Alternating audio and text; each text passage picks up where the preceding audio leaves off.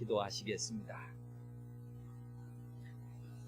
좋으신 하나님, 하나님 앞에 설 때마다, 하나님께 예배자로 쓰임받을 때마다 사모하지만 먼저 나의 모든 것들을 내려놓고 겸손히 구합니다.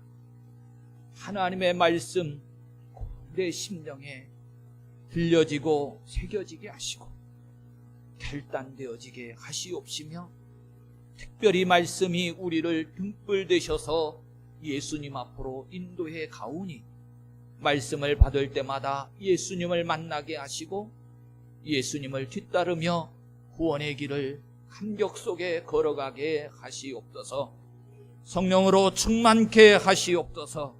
이 종을 복음의 나팔수로 사용해 주시옵소서. 말씀하시는 분은 아버지 하나님이심을 인정하오며 우리 주 예수 그리스도의 이름으로 기도합니다. 아멘. 지난주에 욥기 38장의 주제가 되는 거지요. 폭풍 가운데서 말씀하시는 하나님을 함께 나누면서 하나님께서 왜 폭풍 가운데 나타나셨는가, 이 부분을 함께 나누었었지요. 좋은 모습 아니었습니다. 폭풍이라고 하는 것에 대한 의미가 많은 환난과 재난, 고난이 있는 자리잖아요. 그런데 하나님께서 욥에게 나타나실 때에 폭풍 가운데서 나타나셨다. 이것은 모세에게 떨기나무 가운데라든가 스가랴의 환상 가운데, 밤에 석류나무 가운데 옆에 서신 하나님으로 나타나신 이 모든 내용들의 배경은 그 시대에 그 사람의 상황과 함께 하시는 하나님, 멀리 계신 하나님이 아니고요, 항상 함께 하는데 우리는 욥의 고난을 알잖아요. 그런데 하나님께서 폭풍 가운데라고 하는 것은 욥에게 지금 휘몰아치고 있는 폭풍과 같은 그 재난과 고난의 상황에 동떨어져 계신 하나님이 아니고 그 아픔 속에 지금 함께하고 계신, 그 아픔을 동일하게 느끼는데 우리는 인간이라 뭔가 보아야, 내가 체험해야 알 수 있지만 우리도 미리 짐작해보는 것은 남의 사정을 우리가 잘 모르는데 부모는 그렇지 않다고 그랬지요. 내 자녀가 아프면 내가 아픈 것 아니지만 오히려 그 자녀의 아픔을 통해서 더 큰 고통을 느끼는데, 하나님께서 폭풍 가운데 나타나셨다는 것은 욥이 당하고 있는 그 고난과 고통을 나도 함께하고 있다, 네 속에 내가 함께 있다, 이것을 나타내 주시기 위해서 폭풍 가운데서 나타나셨다, 이렇게 말씀을 했고요. 욥의 시대는 자연과 같은 현상 등을 통해서 하나님께서 자신을 나타내시는데, 제가 일반 계시와 특별 계시라고 하는 것으로 나누어서, 욥은 족장 시대였기 때문에 성경이 없는, 즉 특별 계시라고 말하는 성경이 없는 시대였기 때문에 하나님께서 일반 계시, 이 자연 우주 만물에 돌아가는 현상을 통해서 자신을 나타내고 계시하신다 라고 하는 이 말씀을 함께 나누었습니다. 자, 이제는 한 절 한 절 읽어가면서 구체적으로 더 깊이 있게 그 의미의 말씀을 나누어 볼 건데, 1절부터 오는 이제 4절까지를 좀 살필 겁니다. 그런데 조금 안타까움이 있어요. 말씀 속에 담겨져 있는 것으로 말씀의 제목과 주제를 좀 정해보니까 그래요. 무지한 말로 생각을 어둡게 하는 자가 누구냐 그래요. 자, 1절부터 한번 시작해 볼게요. 그때에 여호와께서 폭풍 가운데서 욥에게 말씀하여 이르시되, 그럽니다. 자, 제가 먼저 좀 한 가지 생각해 볼 점을 좀 먼저 나누겠습니다. 여기 여호와라고 하는 하나님의 이름, 호칭이 등장을 하지요. 그때에 여호와께서 그래요. 저는요, 성경을 보면서 이 부분이 정말로 놀라웠습니다. 아, 욥기가 그래서 욥기구나 라고 하는 것을 생각해 보게 되었는데, 사실 성경의 흐름, 그 역사적으로 보면 여호와라고 하는 이 하나님의 호칭, 이 이름이 언제 들려지냐면 모세 때입니다. 모세가 부름받을 때에 하나님 앞에 모세가 도대체 나를 보내신 분이 누구라고 할까요? 그랬더니 스스로 있는 자라고 하는 호칭이 모세에게 주어지거든요. 그런데 지금 욥을 말씀을 나눌 때에 욥이 살았던 시대를 언제라고 그랬느냐면 족장 시대라고 그랬잖아요.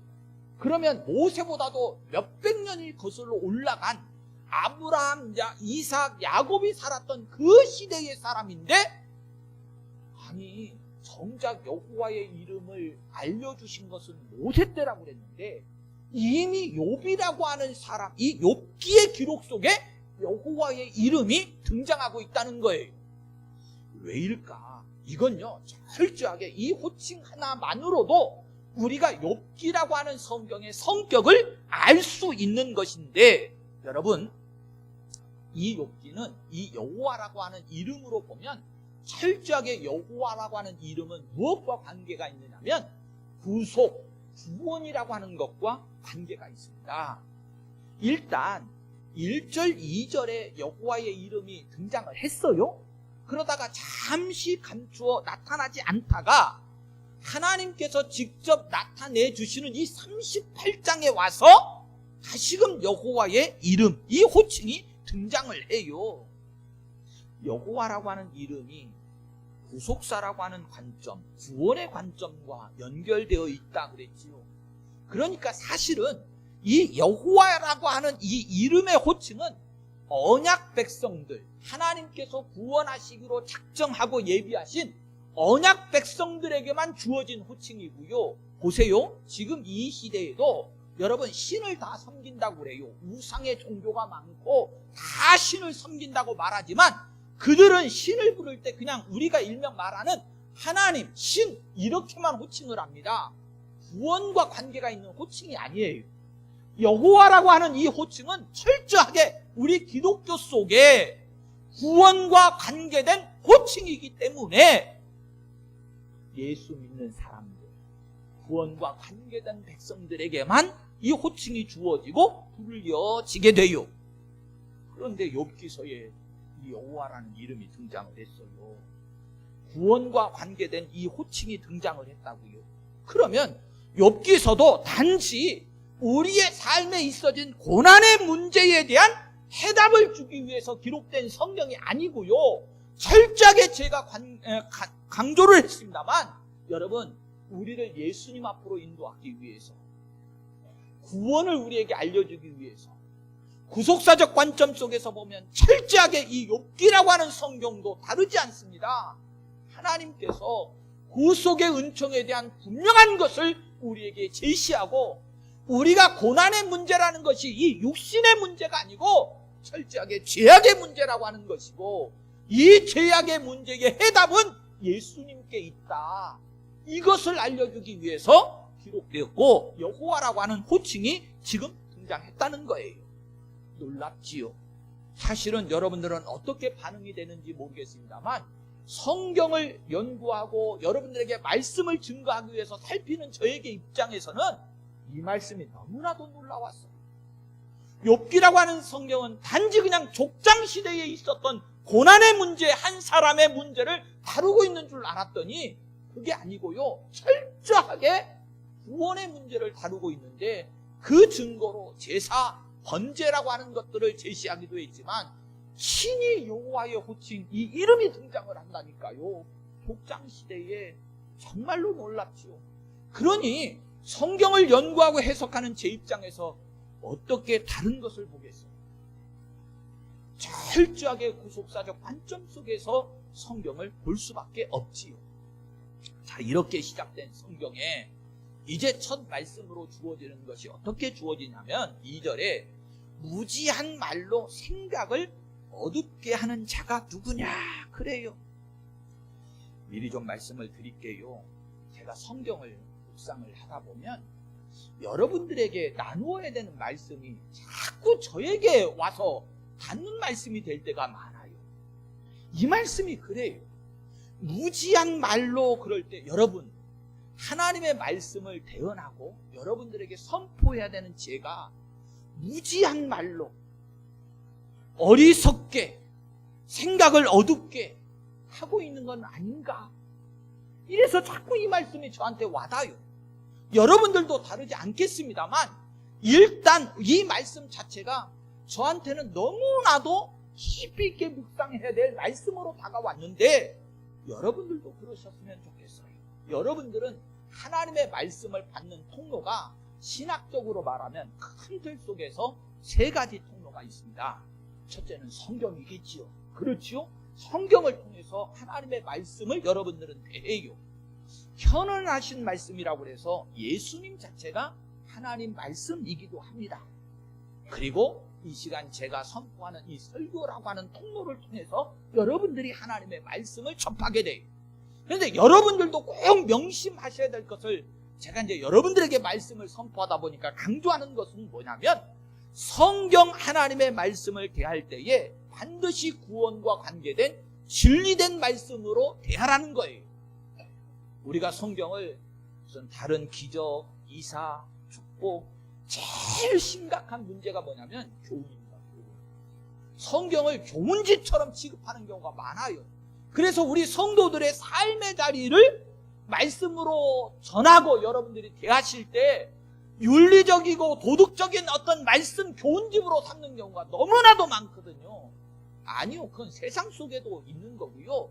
성경이 우리가 세상과 똑같이 교훈하고 윤리 도덕적으로 바르게 살아라, 그래야 빛이 되고 소금 된다, 하나님 앞에 영광 된다, 이 말씀하려고 성경이 기록된 게 아니고 본질상 저와 여러분들에게 예수를 알려주고 구원의 길을 걸어가라고 주신 말씀이 성경이거든요. 절대로 교훈집이 아니에요. 그런데 설교가 되었던지 여러분들이 성경을 읽는 것이 되었던지 이 윤리적이고 교훈적인 것에 자꾸 무너질 때가 많아요. 욥의 세 친구들도요, 찾아와서 그랬지요. 지혜롭고 지식이 풍부한 자들처럼 자처하면서 글쎄요, 논쟁의 과정은 우리가 쭉 따라왔습니다만 욥도 그렇고 세 친구들도 그렇고 한치의 양보도 없이 끊임없이 논쟁을 벌였어요. 그런데 하나님께서요, 오늘 분명하게 말씀하시잖아요. 그런 논쟁의 모든 것들을 무지한 말이라고 합니다. 그런데요, 더 제가 두려운 것은 그냥 무지한 말로 머물러 있는 것이 아니고요, 한 걸음 더 나아가서 적극적으로 생각을 어둡게 하고 있다, 이렇게 말씀하는 거예요. 모른다 그러면 그냥 무지한 거잖아요. 그렇지요? 근데 이게 거기서 멈추는 게 아니고 모르는 것만이 아니고 오히려 생각을 어둡게 한다. 이 말 뜻의 원어는 뭐냐면요, 대적한다, 그런 뜻이에요. 하나님이 하시려는 것을 파괴하고 대적하려고 하는 뜻이 이 말씀 속에 담겨져 있거든요. 현대인의 성경에서는요, 이 구절을 어떻게 번역하고 있느냐면 내 뜻을 흐리게 하는 자다, 이렇게 번역을 해요. 하나님의 뜻을 흐리게 만든 것, 이것을 지금 성경이 말씀하고 있거든요.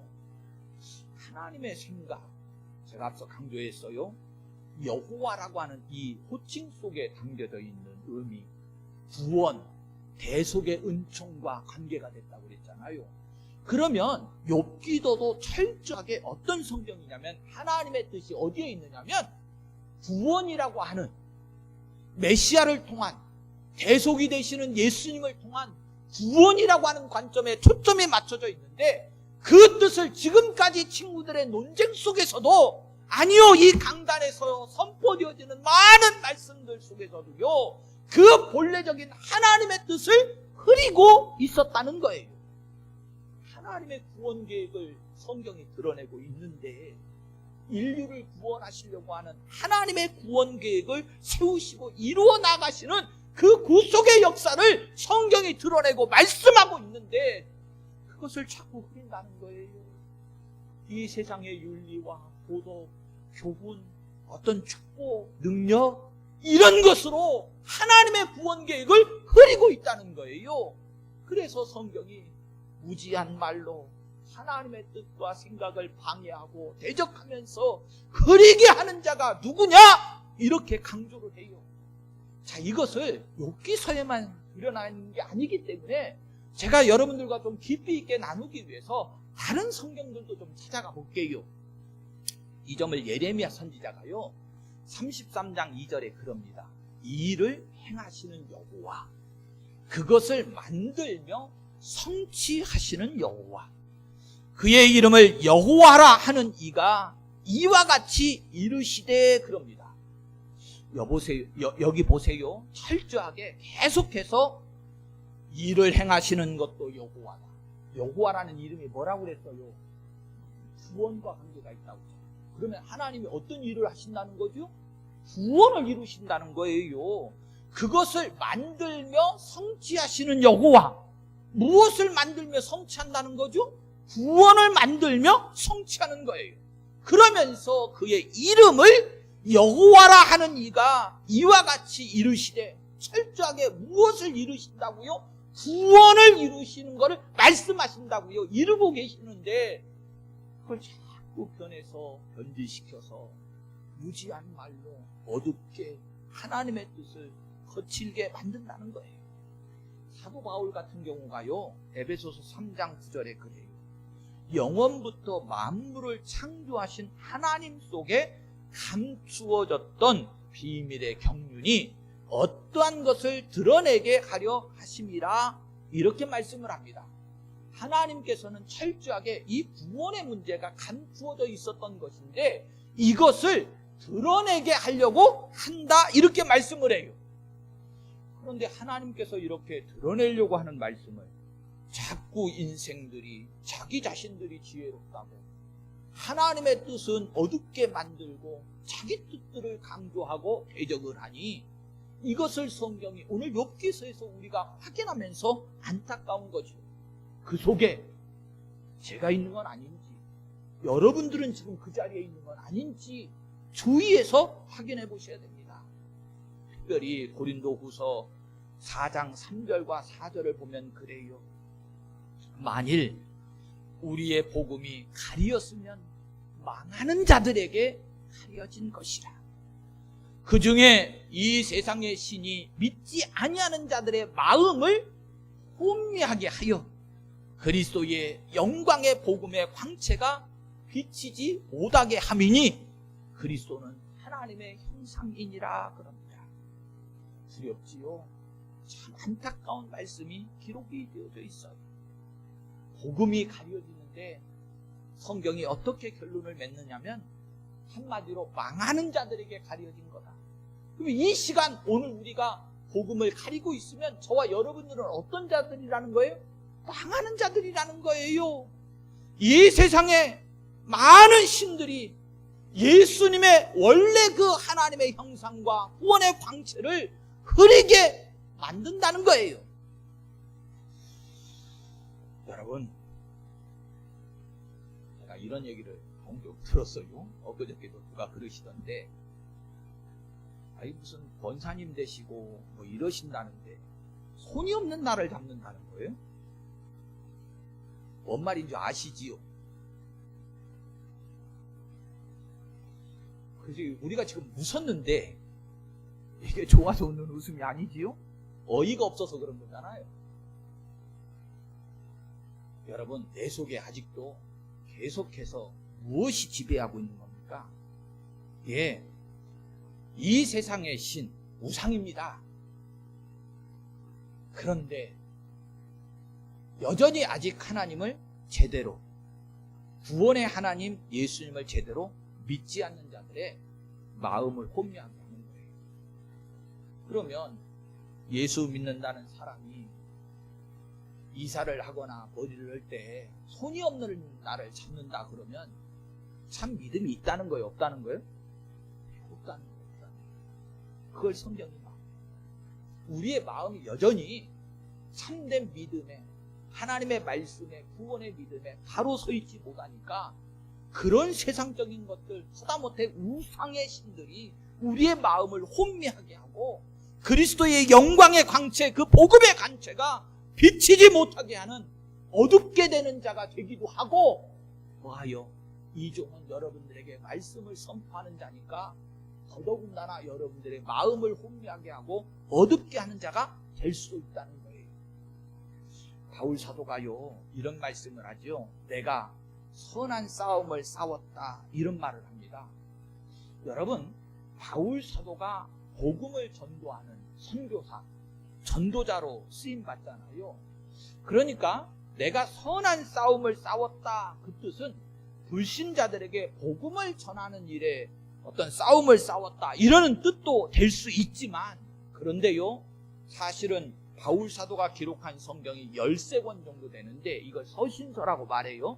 이 13권의 바울 서신을 가만히 살펴보면 아니요, 복음을 전하기 위해서 싸운 게 아니고, 그러니까 예수를 알지 못하고 이방인들에게 복음을 전하기 위해서 싸운 게 아니고 반대로 도리어 복음을 지키는 것, 보수한다는 표현을 쓰는데요, 복음을 지키기 위해서 싸웠다는 거예요. 이게 무슨 뜻이냐면 바울 사도가 복음으로 선한 싸움을 싸운 것은 교회 밖으로 전쟁을 했다, 싸웠다 이런 게 아니고 교회 안에서의 선한 싸움, 이 복음을 흔들려고 하는 교회의 내부 세력과 싸웠다 이런 뜻이에요.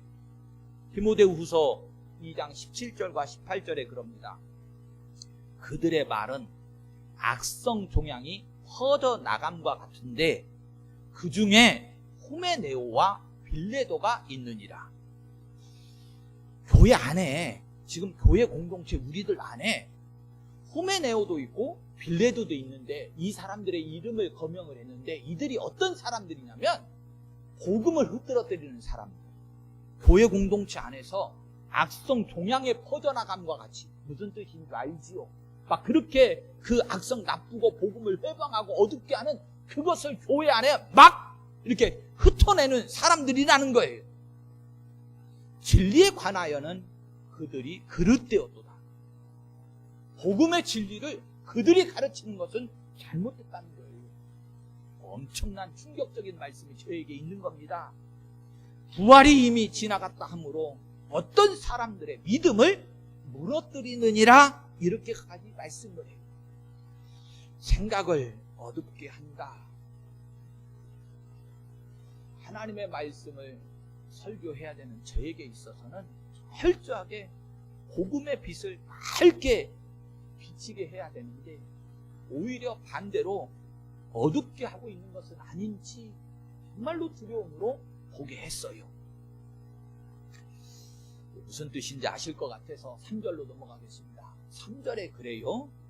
너는 대장부처럼 허리를 묶고 내가 내게 묻는 것을 대답할지니라 그럽니다.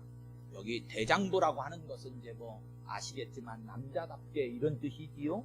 자, 그런데 허리를 묶고라고 하는 것은 원래 이제 우리가 생각할 수 있는 의미는 대장부답게 남자답게 허리를 묶고, 그러면 예전에는 전쟁이 많이 있었잖아요. 그렇죠? 전투 태세를 갖추는 것이다 이렇게 얘기할 수 있어요. 그런데 여기에는요 조금 더 깊이 욥기서에 담겨져 있기 때문에 좀 더 깊이 있게 생각해 보아야 될 뜻이 담겨져 있는데, 먼저는 하나님을 만나서 따져보겠다라고 하는 어떤 그 뜻, 의미를 가지고 있었던 욥의 태도를 어디 한번 너 해볼래? 이런 의미가 갖춰져 있을 수 있어요. 한번 싸워보자 이런 거잖아요. 그러니까 욥이나 친구들의 태도 속에서 욥이 너무나도 힘드니까 하나님 만나가지고 내가 한번 하나님 앞에 따져 물어보겠다. 내가 하나님 앞에 이렇게 환난과 고난을 받아야 될 잘못과 허물이 있는지 나 하나님 앞에 좀 물어봐야 되겠다. 이런 태도가 있었잖아요, 18장에. 그러니까 하나님께서 그래, 그럼 너 한번 나하고 따져보자. 이런 의도로 말씀하실 수도 있어요. 그런데요, 이 내용을 구속사적 관점 속에서 욥기서에 들어있기 때문에 깊이 있게 묵상해 보면 사실은 욥과 하나님이 한번 붙어볼래? 이런 게 아니고요. 욥이 지금 많이 힘들고 실족해 있잖아요. 욥이 지금 당하고 있는 이 고난 고역은 상상을 초월하거든요. 인간에게 만약에 우리에게 이런 고난이 닥쳤더라면 믿음 없으면 벌써 포기하고 내려놨을 것 같아요. 그런 지쳐있는 욥, 이게 느껴지거든요. 지금 37장까지 올 때에 욥이 얼마나 육신적으로도 그 그 심신으로도 그 믿음으로도 지쳐 있을까를 보게 돼요. 그럴 때 하나님께서 그렇게 지쳐 있고 낙심하고 모든 것들을 다 내려놓고 있는 욥에게 너 한번 싸워볼래? 이러실 것 같으세요? 우리도 그렇게 안 할 거잖아요. 그렇잖아요. 솔직히 아무리 우리하고 좀 과거에 다툼이 있고 서운한 게 있었다 치더라도 그렇게 아픔 속에 고난 속에 있는 사람한테 찾아가고 너 나한테 한번 싸워볼래? 그럴 사람이 누가 있어요? 그 말도 안 되는 소리잖아요. 그러면 도대체 이 말씀의 의미는 뭘까라고 하는 거예요. 이게 출애굽기 12장 11절을 보면요, 이스라엘 백성들이 이제 이 애굽에서 이 고역과 고난의 삶 속에서 부르짖다가 하나님 앞에 구원받고 이제 출애굽을 해 나오는 장면이 있거든요. 그럴 때 하나님께서 그들에게 제일 먼저 시킨 것이 이겁니다. 너희는 그것을 이렇게 먹을지니 허리에 띠를 띠고 발에 신을 신고 손에 지팡이를 잡고 급히 먹으라. 이것이 여호와의 유월절이니라 그래요. 이게 무슨 뜻입니까? 지금 이스라엘 백성들을 구원으로 인도해내기, 그 애굽의 고난 속에서 이끌어내시려고 하실 때에 이미 이스라엘 백성들이 힘이 지쳐있는 모습을 보는 거예요. 그러면 그렇게 지쳐있는 사람을, 그 고난 속에 빠져있는 사람을 구원하시겠다고 그 40년 광야길로 그냥 인도해 가면 이스라엘 백성들이 어떻게 되겠어요? 모르긴 몰라도 홍해를 건너가기 전에 이미 다 쓰러지고 말 거예요. 그러면 하나님의 지혜가 그렇게 어리석게 지쳐있는 사람들을 그 고난의 길로 막 이끌어내시겠어요? 그게 아니지요. 먹이시잖아요. 어떻게 하라고요? 힘을 내라고요. 그래서 너희들이 먹고 힘을 내고 그리고 허리에 띠를 띠고 신을 신고 지팡이도 잡고 그리고 나서라는 거예요. 즉 힘을 내고 다시금 원기를 회복하고 그리고 나서라는 거예요. 또 한 예를 들어볼까요? 엘리야를 우리가 잘 알지요. 엘리야가 참 능력 있게 쓰임받은 선지자였음에도 불구하고 능력 이후에도 지치거든요. 노뎀나무 아래 가가지고 죽기를 구하잖아요.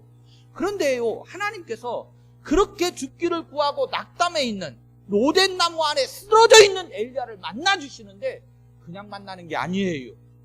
그냥 엘리야를 만난 게 아니고 그 엘리야에게 다음 사명을 부여하기 위해서 만납니다.